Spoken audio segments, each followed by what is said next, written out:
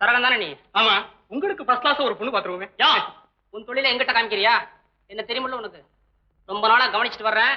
எங்க அப்பா முன்னாலே சுத்திட்டு இருக்கிற நீ ஏடா ஓடமா ஏதாவது காதல விழுந்துச்சு, ஏமானுக்கும் உயிருக்கும் மத்தியில நான் தரகனா வந்துருவேன். புரியுதா? போயா போயா.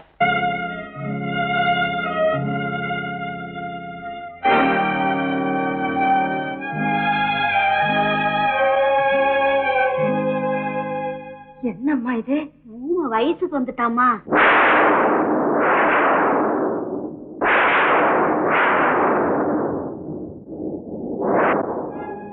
என்னம்மா இது?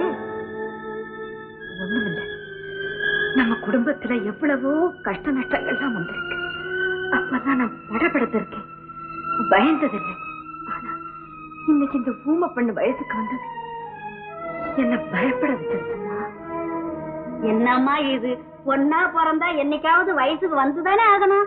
அது சரிதாம்மா.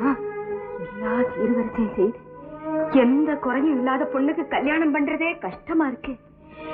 இந்த வாயில்லா பூச்சிக்கு என்ன சீர் செய்யறது? யாரு கால்ல போய்? எம்மா, இதுக்கு அடுத்தாப்பல இன்னும் 5 இருக்கேம்மா. வருஷத்துக்கு ஒவ்வொன்னா வந்துகிட்டே இருக்குமேம்மா. இதுக்கெல்லாம் நம்ம கடத்தருக்கு போலாமா? ஓ, புறப்படலாமே. உனக்காகத்தான் காத்துட்டு இருக்கேன். வா போலாம். சரி.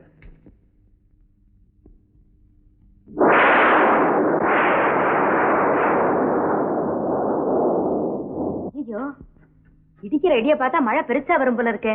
ஆமா, ஒரே அடியால இருட்டிட்டு வருது. புது புஸ்தகம், துணிமணி வேற வாங்கணும்னு சொன்னேன்.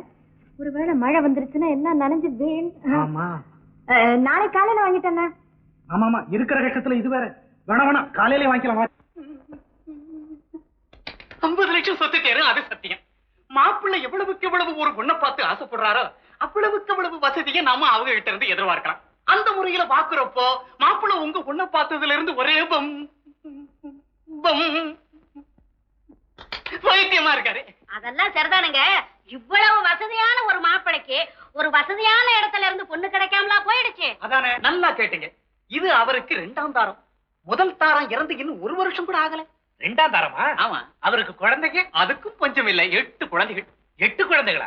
அவருக்கு வயசு 45க்கு மேல 50க்குள்ள இருக்கலாம். 50? யோசிக்கணும். என்னத்தையா யோசிக்கிறது? வசதிக்கு பார்த்தா வயசு கிடைக்காது, வயசை பார்த்தா வசதி கிடைக்காது. போய வசதியா வசதி. காவேரி கரையில இருந்தாலும் பட்டமரம் தானையா? அந்த பட்டமரத்தை நம்பி ஒரு பச்சை கொடியை சுத்தி விட முடியுமா? ஏன் பேசாம இருக்கீங்க? பதில் சொல்லுங்களேன்.